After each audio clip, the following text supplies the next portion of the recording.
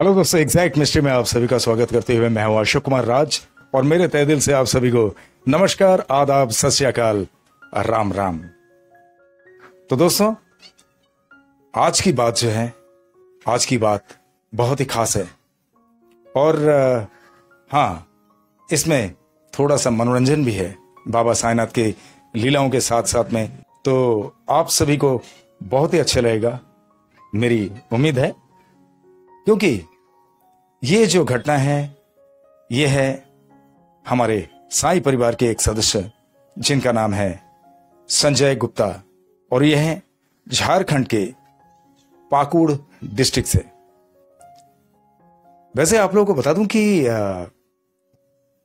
साईं बाबा के दर्शन में गए बिना, यानी जो कि अभी तक शिरडी के समाधि मंदिर में बाबा का कोई दर्शन नहीं किए, इसके बावजूद इतनी भक्ति, इतनी दृढ़ भक्ति उनके दिल में है कि आप लोग भी हैरान हो जाएंगे कि वाकई बाबा साईनाथ पे किस किस तरह से भक्तों की भक्ति होती है।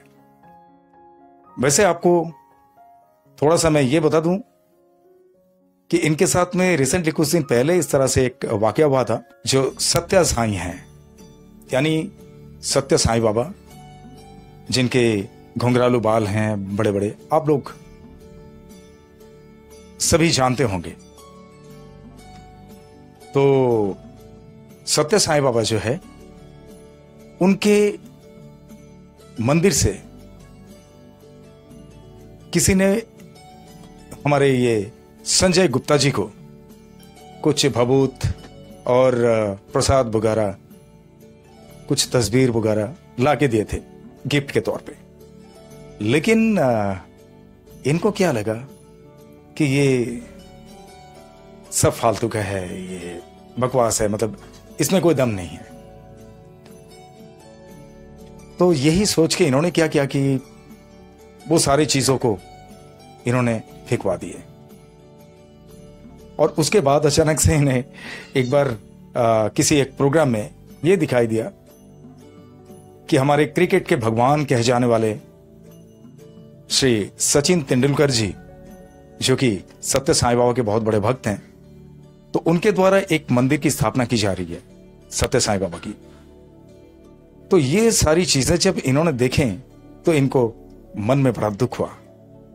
तो ये दुख भी जाहिर किया इन्होंने कि है तो वो भी साईं के ही रूप, क्योंकि सत्य साईं बाबा जो है, सत्य साईं बाबा भी उसी नीम के पेड़ के नीचे बैठ के बाबा के ध्यान में लगे हुए थे, जिस नीम के पेड़ के नीचे बैठकर बाबा ध्यान लगाए थे, बाबा ने ध्यान किए थे, और बाबा के गुरुस्थान भी कहा जाता है उसे।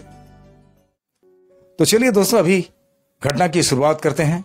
और शुरुआत करने से पहले आपको बता दूं कि ये खास साईं लीला के ऊपर है और साईं बाबा किस तरह से अपने भक्तों पे कृपा करते हैं, ये सारी बातें इनमें हैं। तो दोस्तों, बात यह है कि 2007 की बात है। 2007 में ऐसा हुआ कि संजय गुप्ता जी चलना फिरना सब कुछ करते थे,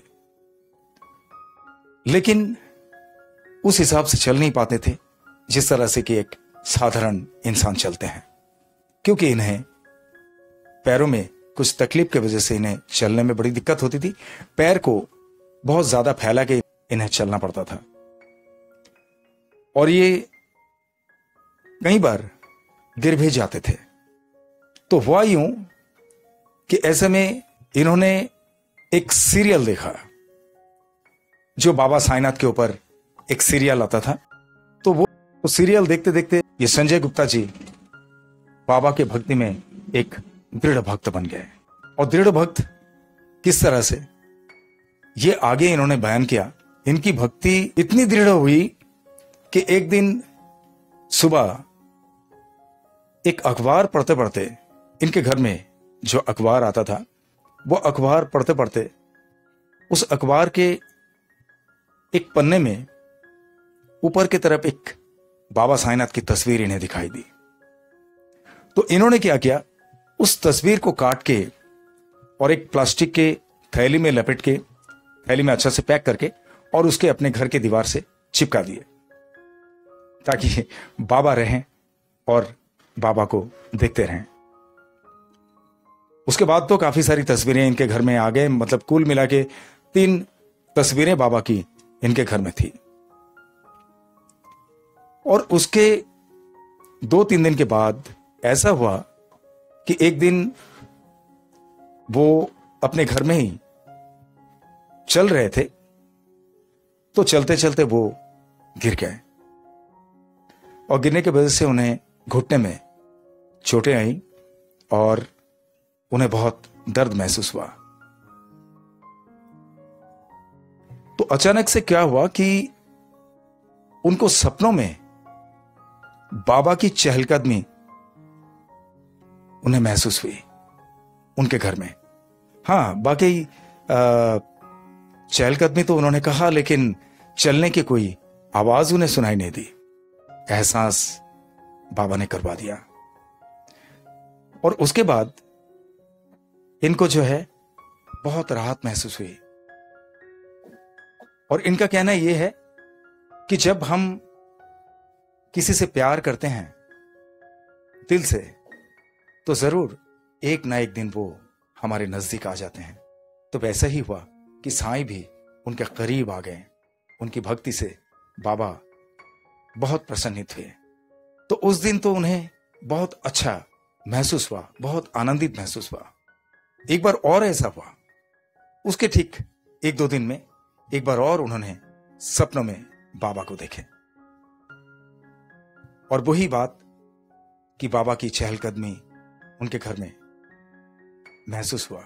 चलने फिरने की कोई आहट तो सुनाई नहीं दी, लेकिन एहसास जरूर। और उसके बाद जो है उनके घुटने में जो दर्द था वो पूरी तरह से गायब हो चुकी थी। तो ये कहते हुए इन्होंने कहा कि वाकई ये बाबा साईनाथ की चमत्कार के सिवा कुछ नहीं हो सकता। और वो अब एक व्हील चेयर से चलना फिरना करते हैं, क्योंकि मांसपेशियों में कुछ तकलीफ के वजह से उनको चलने में बड़ी दिक्कत होती है, इसीलिए व्हील चेयर का प्रयोग करते हैं वो। महज 2011 की एक बात इन्होंने बताया कि उनके दुकान में वो बैठे हुए थे और कुछ मानसिक स्थिति उनकी ठीक नहीं थी उस वक्त की। काफी सारी चिंताएं जो है उन पे घिरी हुई थी। तो ऐसे में क्या हुआ कि अचानक से जो प्लास्टर ऑफ पेरिस से बनाई हुई मूर्ति, तो ऐसे ही बाबा की मूर्ति बनी हुई थी प्लास्टर ऑफ पेरिस से। तो प्लास्टर ऑफ पेरिस से बनाए हुए जो मूर्तियों को लेके एक आदमी उसे बेचने के लिए आए थे एक ठेले पे। तो वो संजय गुप्ता जी को अपने दुकान से दिखाई दिया कि दुकान के सामने से वो गुजरते हुए गए।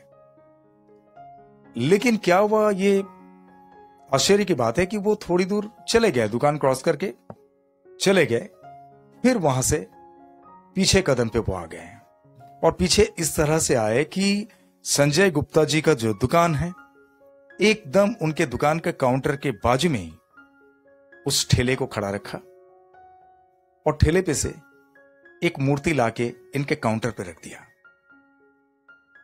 और काउंटर पे रख के इनसे कहा, लीजिएगा।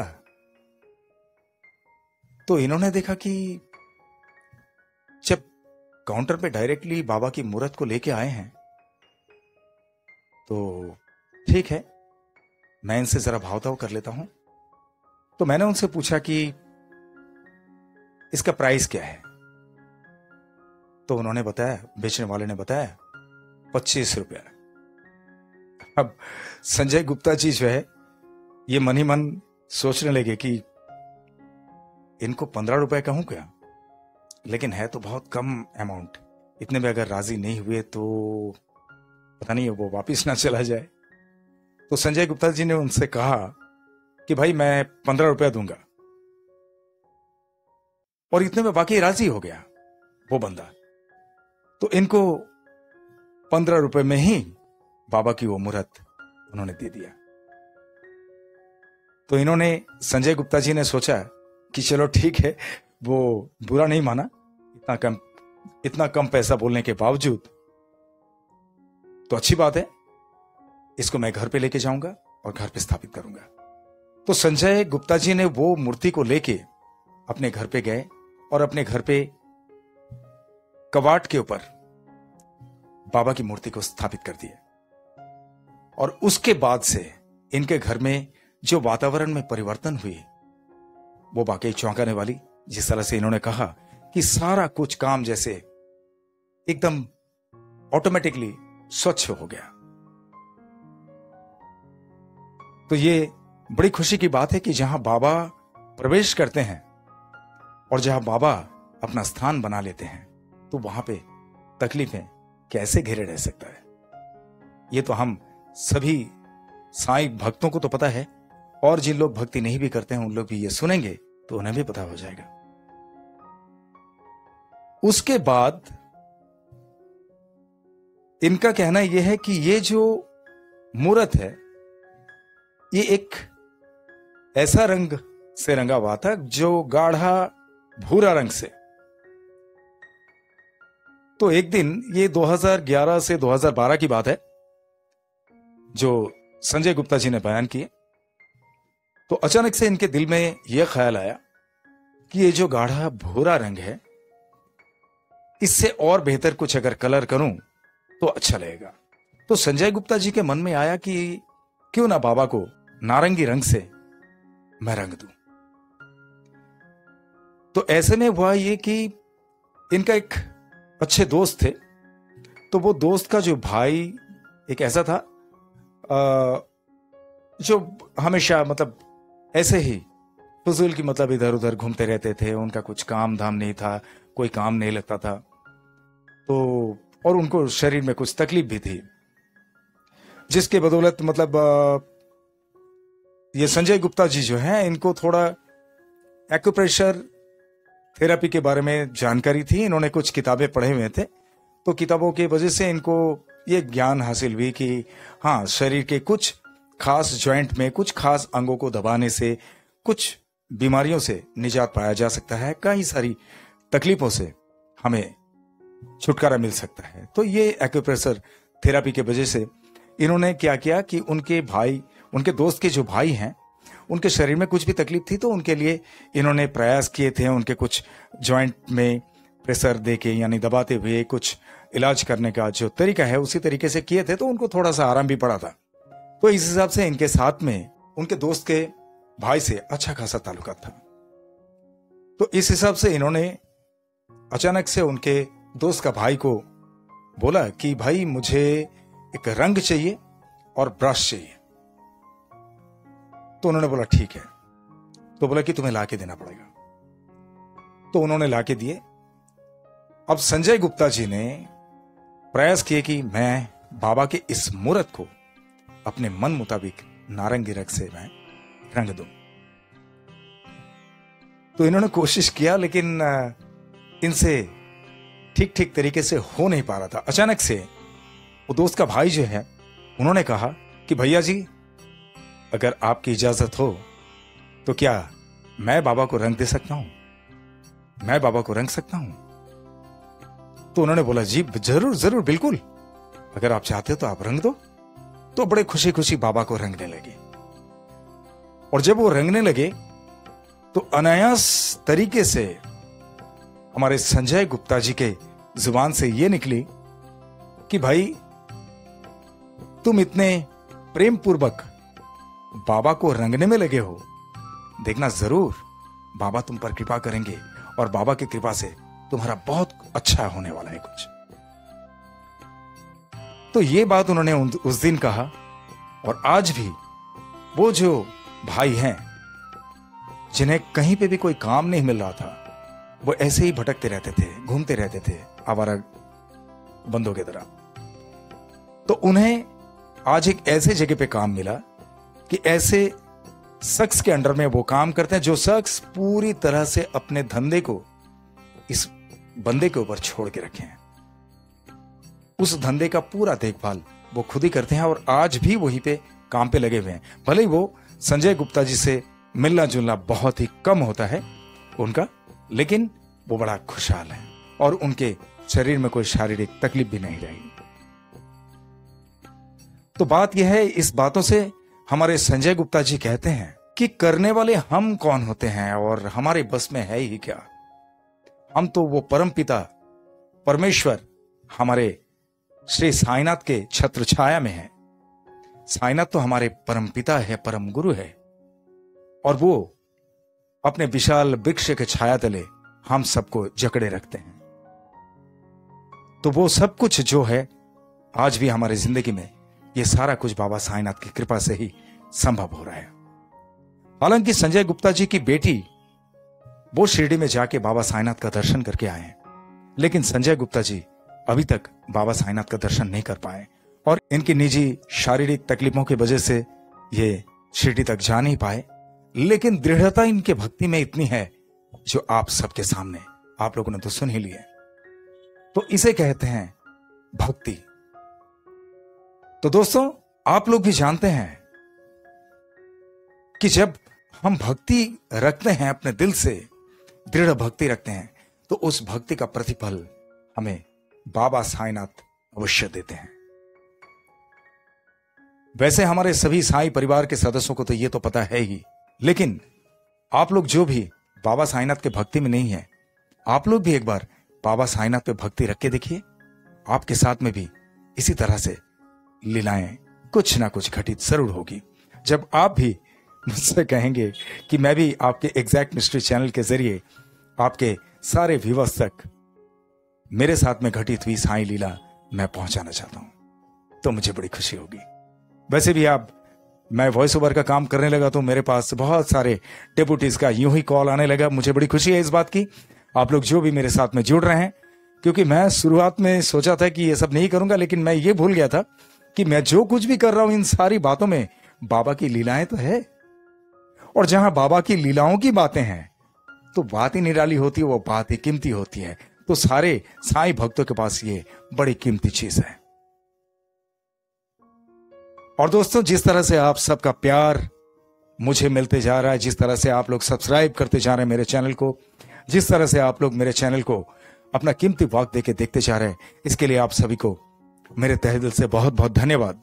इसी तरह से मेरे हर वीडियोस को देखते रहिए, और जो भी आप लोग मेरे इस चैनल में नए हैं, आप लोग इस चैनल को लाइक करें, शेयर करें, सब्सक्राइब करें और बेल आइकन को जरूर दबा दें ताकि मेरे हर वीडियो का नोटिफिकेशन सबसे पहले आप तक पहुंचे।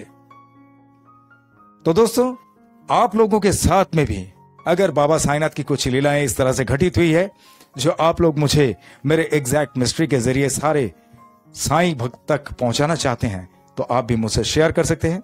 मैं इसी तरह से आपका भी वीडियो बना के हमारे एग्जैक्ट मिस्ट्री चैनल के जरिए सारे साईं भक्तों तक, साईं परिवार के सारे सदस्यों तक मैं पहुंचाऊंगा। I promise it. और आप लोगों ने जिस तरह से कीमती वक्त देके ये वीडियो को देखे हैं, इसके लिए आप सभी को मेरे तहे दिल से बहुत बहुत धन्यवाद। और चलते चलते इतना ही कहूंगा, बहुत ख्याल रखिए अपना, और जिस तरह से आप सभी बाबा साईनाथ पे भक्ति रखते हैं, इसी तरह से बाबा साईनाथ आप सभी पे कृपा बरसाते रहें। और दोस्तों, हमारे ये संजय गुप्ता जी जो हैं, ये अभी शारीरिक तौर पे बहुत ही कठिन दौर से गुजर रहे हैं। तो मेरे दिल से आप सभी से मैं गुजारिश करूंगा कि आप सभी बाबा साईनाथ से एक बार प्रार्थना करना, हमारे संजय गुप्ता जी को एकदम तरोताजा कर दें। बाबा इतनी कृपा करें कि और एक लीलाएं कहने के लिए उन्हें मजबूर कर दें एग्जैक्ट मिस्ट्री में, ठीक है, ताकि वो शारीरिक तौर पे एकदम पूरी तरह से चंगा हो जाए संजय गुप्ता जी, और उनके पूरे परिवार के साथ वो हंसते खेलते अपना जीवन व्यतीत करें। तो दोस्तों, ये थी आज की कहानी। मैं उम्मीद करूंगा कि आप सभी को अच्छा लगा। तो चलिए, अब आप सबको इत्मीनान से ये वीडियो देखने के लिए और अपना कीमती समय देने के लिए मेरे तहे दिल से ढेर सारी शुभकामनाओं के साथ धन्यवाद। ओम साई राम।